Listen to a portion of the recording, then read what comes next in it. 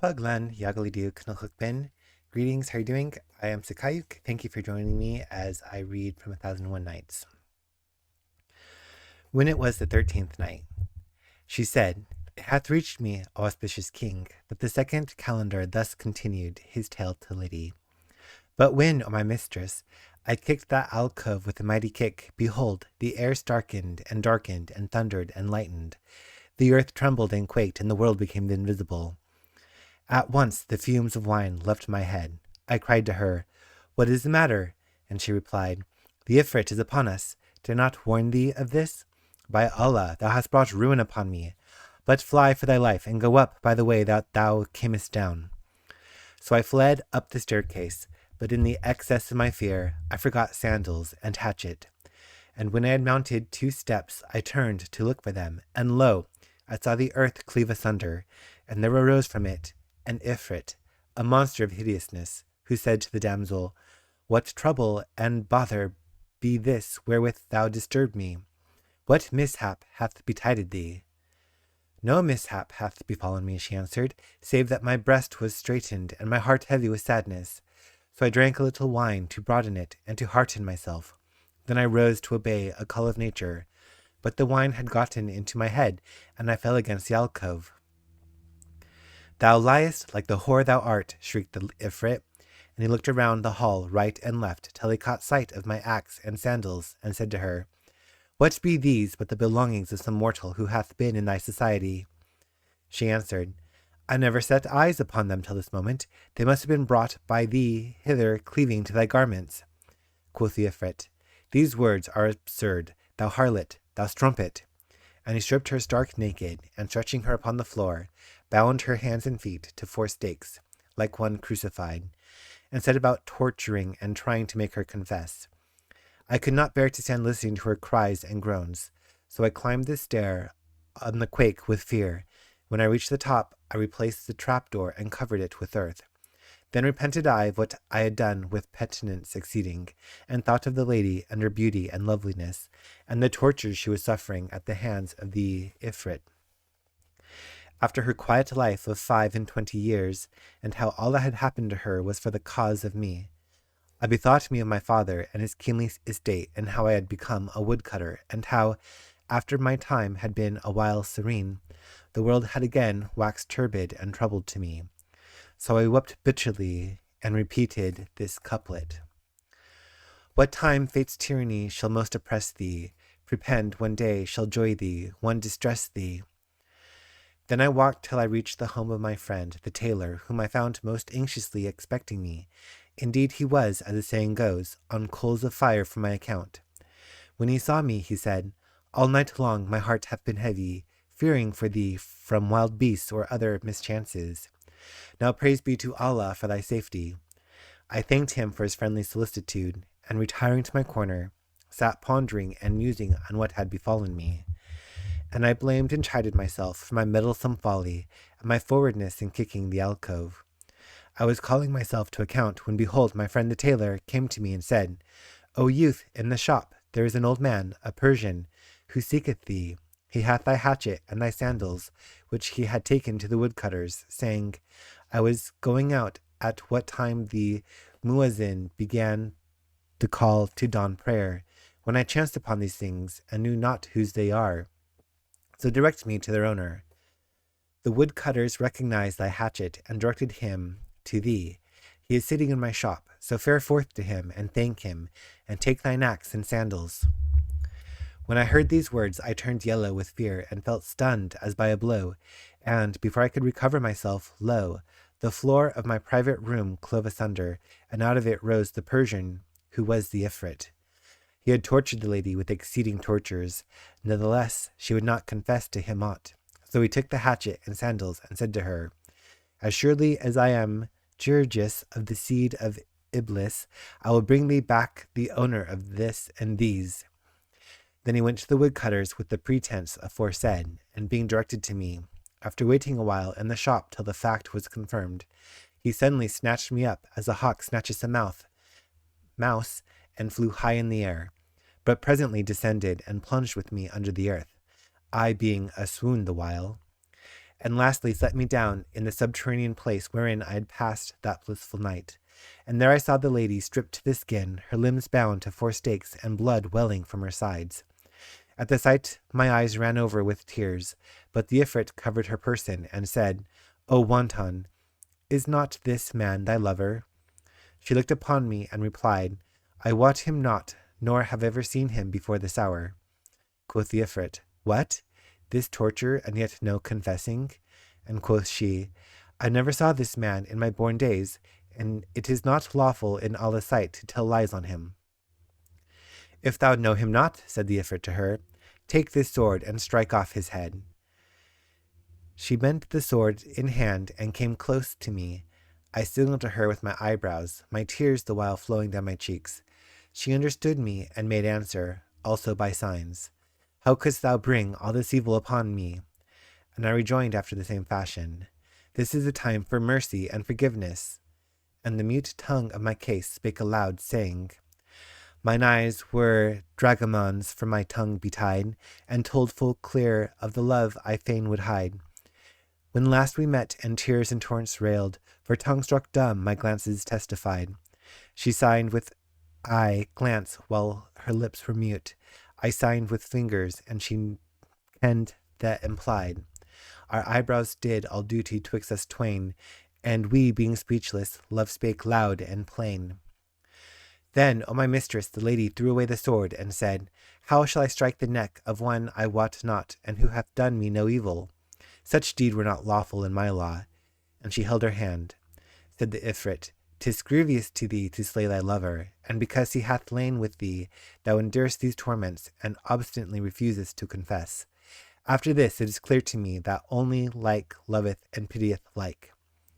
Then he turned to me and asked, O man, haply thou also dost not know this woman?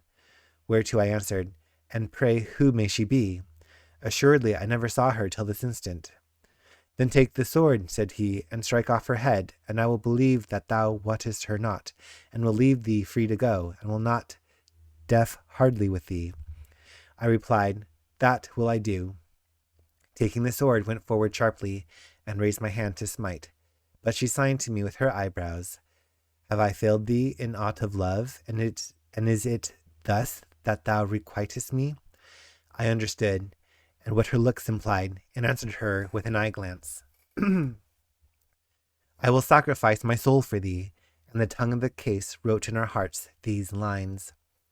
How many a lover with his eyebrows speaketh to his beloved as his passion pleadeth, with flashing eyne his passion he inspired, and well she sees what kit pleadeth needeth, how sweet the look when each on other gazeth, and with what swiftness and how sure it speedeth. And this with eyebrows all his passion writeth, and that with eyeballs all his passion readeth. Then my eyes filled with tears to overflowing, and I cast the sword from my hand, saying, O mighty Ifrit and hero, if a woman lacking wits and faith deem it unlawful to strike off my head, how can it be lawful for me, a man, to smite her neck, whom I never saw in my whole life? I cannot do such misdeed, though thou cause me to drink the cup of death and perdition. Then said the Ifrit, Ye twain show the good understanding between you, but I will let you see how such doings end. He took the sword and struck off the lady's hands first, with 4 strokes, then her feet, while I looked on and made sure of death, and she farewelled me with her dying eyes.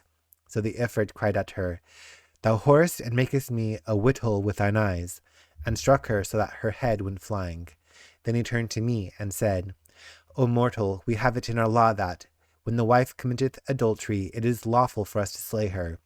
As for this damsel, I snatched her away on her bride night when she was a girl of 12, and she knew no one but myself. I used to come to her once every 10 days and lie with her the night, under the semblance of a man, a Persian, and when I was well assured that she had cuckolded me, I slew her. But as for thee, I am not well satisfied that thou hast wronged me in her. Nevertheless, I must not let thee go unharmed. So ask a boon of me, and I will grant it. Then I rejoiced, O my lady, with exceeding joy, and said, What boon shall I crave of thee?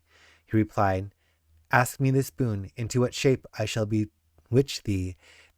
Wilt thou be a dog, or an ass, or an ape? I rejoined, and indeed I had hoped that mercy might shown me. By Allah, Spare me, that Allah spare thee for sparing a Muslim and a man who never wronged thee. And I humbled myself before him with exceeding humility, and remained standing in his presence, saying, I am sore oppressed by circumstance. He replied, Talk to me, no long talk. It is in my power to slay thee, but I give thee instead thy choice. Quoth I, O thou Ifrit, if thou would besit thee to pardon me, even as the Envied pardoned the Envier. Quoth he, How is that? And I began to tell him the tale of the Envier and the Envied. They relate, O Ifrit, that in a certain city were two men who dwelt in adjoining houses, having a common party wall, and one of them envied the other and looked on him with an evil eye, and did his utmost endeavor to injure him, and, albeit at all times he was jealous of his neighbor, his malice at last grew on him till he could hardly eat or enjoy the sweet pleasures of sleep. But the envied did nothing save prosper, and the more the other strove to injure him, the more he got and gained and throve.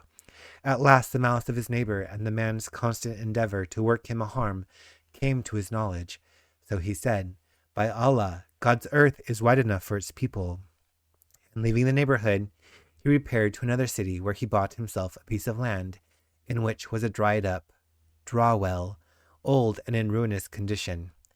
Here he built him an oratory, and furnishing it with a few necessaries, took his abode therein, and devoted himself to prayer and worshipping Allah Almighty.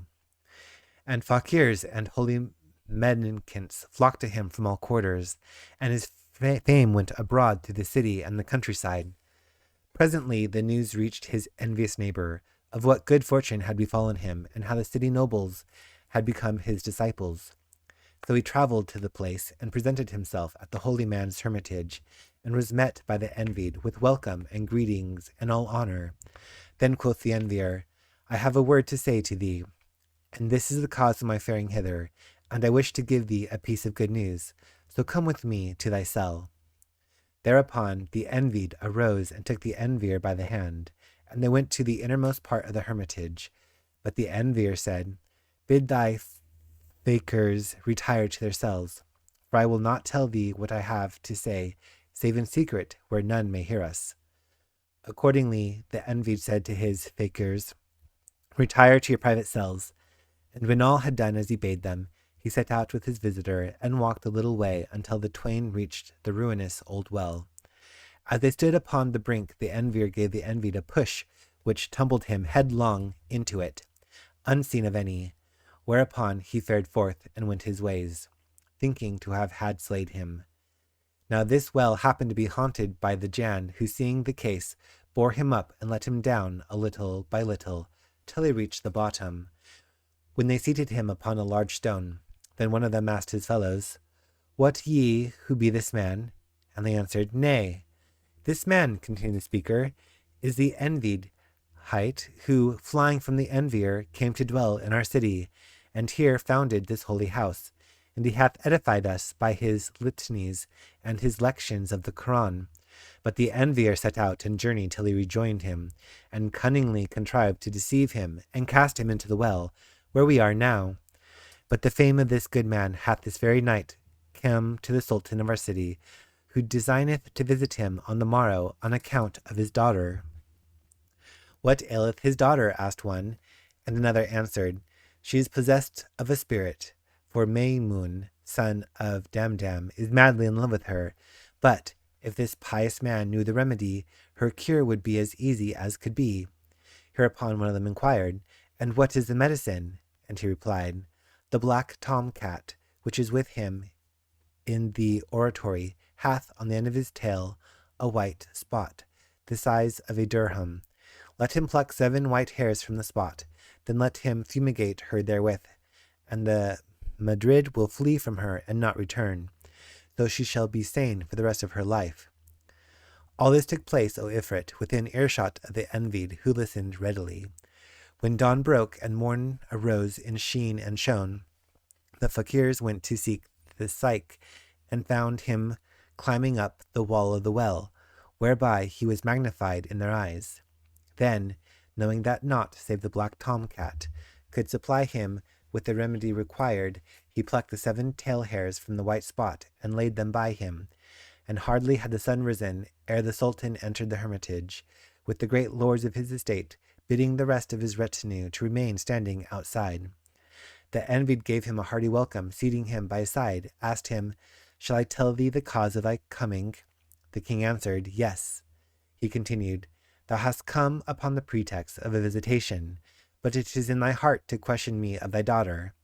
Replied the king, "'Tis even so, O thou holy Siqaiyuk." And the Envied continued, "Send him, and fetch her, and I trust to heal her forthright, as such it be the will of Allah." The king, in great joy, sent forth for his daughter, and they brought her pinioned and fettered. The Envied made her sit down behind a curtain, taking out the hairs, fumigated her therewith, whereupon that which was in her head cried out and departed from her. The girl was at once restored to her right mind, and veiling her face, said, "What hath happened, and who hath brought me hither?" The Sultan rejoiced with the joy that could not be exceeded, and kissed his daughter's eyes, and the holy man's hand. Then turning to his great lords, he asked, "How say ye? What fee deserveth he who hath made my daughter whole?" And all answers, "He deserveth her to wife." And the king said, "Ye speak sooth."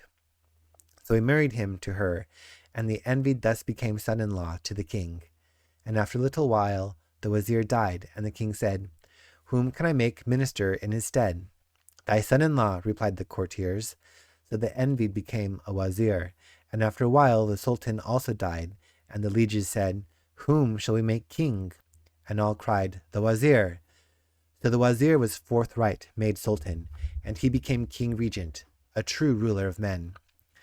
One day, as he had mounted his horse, and in the eminence of his kinghood was riding amidst his emirs and wazirs and the grandees of his realm, his eye fell upon his old neighbor, the Envier, who stood afoot on his path. So he turned to one of his ministers and said, "Bring hither that man, and cause him no affright." The wazir brought him, and the king said, "Give him 1,000 miskals of gold from the treasury, and load him 10 camels with goods for trade, and send him under escort to his own town." Then he bade his enemy farewell, and sent him away, and forbore to punish him for the many and great evils he had done.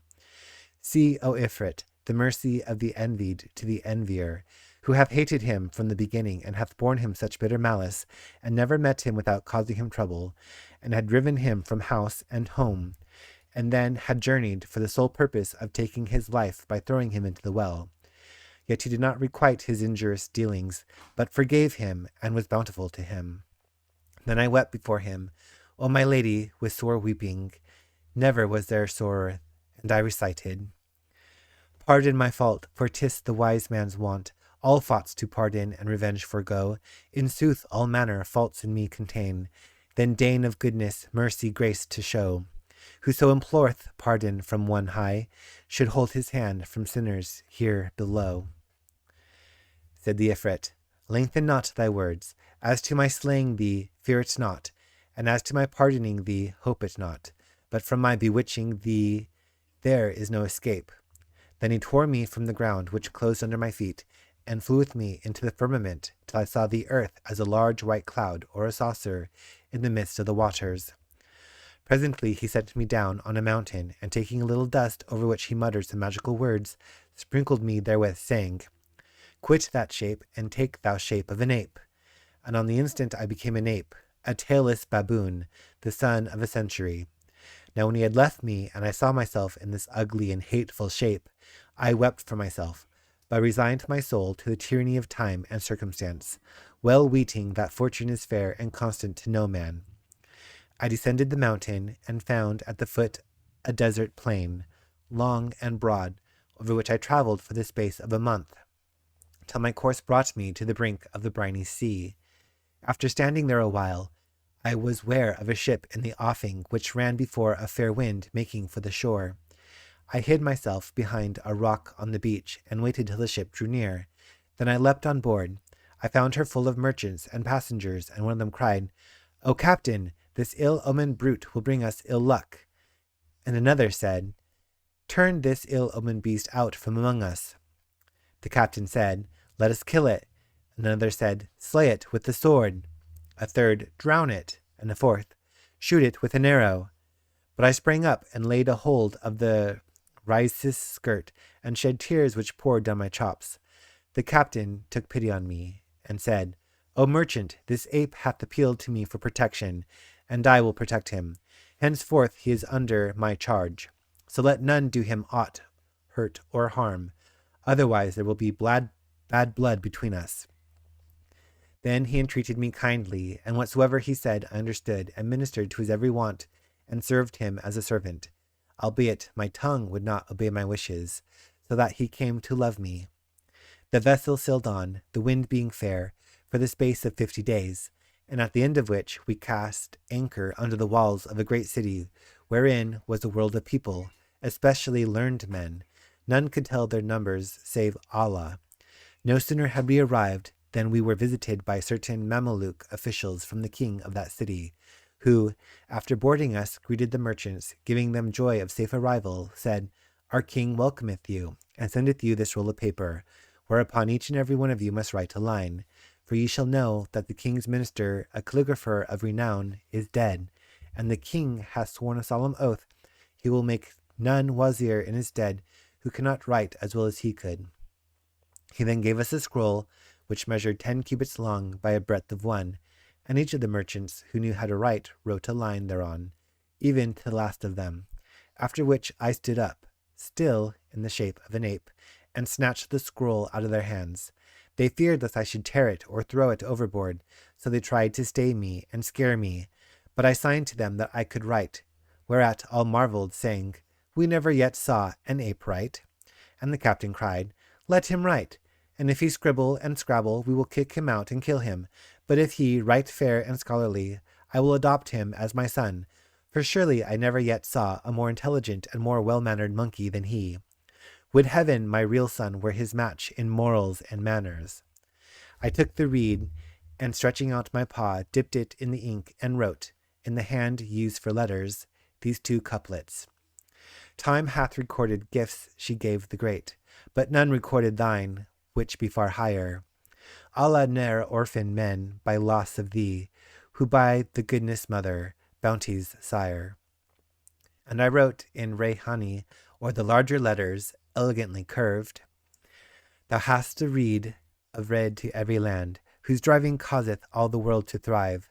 Nil is the Nile of Misraim by thy boons, who maketh misery smile with fingers 5.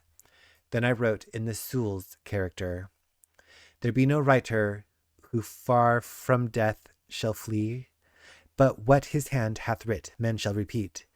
Write therefore not save what shall serve thee when thou seest on judgment day, and so thou seest. Then I wrote in the characters Nashk. When to sore parting fate our love shall doom, to distant life by destiny decreed, we cause the inkhorn's lips to plain our pains, and tongue our utterance with the talking reed. And I wrote in the Tumar character, Kingdom with none endures, if thou deny this truth where be the kings of earlier earth. Set trees of goodliness while rule endures, and when thou art fallen, they shall tell thy worth. And I wrote in the character Muhakkak, When opened the inkhorn of thine wealth and fame, take ink of generous heart and gracious hand, write brave and noble deeds while write thou can, and win thy praise from point of pen and brand. Then I gave the scroll to the officials, and after we had all written our line, they carried it before the king. When he saw the paper, no writing pleased him save my writing, and he said to the assembled courtiers, Go seek the writer of these lines, and dress him in a splendid robe of honor, then mount him on a she-mule. Let a band of music precede him, and bring him to the presence. At these words they smiled, and the king was wroth with them, and cried, O accursed, I give you an order, and you laugh at me? O king, replied they, if we laugh, 'tis not at thee, and not without a cause. And what is it? Asked he. And they answered, O king, thou orderest us to bring to thee thy presence of a man who wrote these lines. Now the truth is that he who wrote them is not of the sons of Adam, but an ape, a tailless baboon belonging to the ship captain. Quoth he, Is this true that you say? Quoth they, Yea, by the rights of thy munificence. The king marveled at their words, and shook with mirth, and said, I am minded to buy this ape of the captain. Then he sent the messengers to the ship with the mule, the dress, the guard, and the state drums, saying, Not the less do ye clothe him in the robe of honor, and mount him on the mule. Let him be surrounded by guards, and preceded by the band of music. They came to the ship, and took me from the captain, and robed me in the robes of honor, and mounting me on the she-mule, carried me in state procession through the streets. While the people were amazed and amused, and folk said to one another, Halloo, is it our sultan about to make an ape his minister? And came all agog, crowding to gaze at me, and the town was astir, and turned topsy-turvy on my account. When they brought me up to the king, and set me in his presence, I kissed the ground before him 3 times, and once before the high chamberlain and great officers, and he bade me be seated, and I sat respectfully on shins and knees. And all who were present marveled at my fine manners, the king most of all. Thereupon he ordered the lieges to retire, and when none remained save the king's majesty, the eunuch on duty, and a little white slave, he bade them set before me the table of food, containing all manner of birds, whatever hoppeth and flieth and treadeth in nest, such as quail and sand-grouse. Then he signed me to eat with him. So I arose and kissed the ground before him, and then sat me down and ate with him.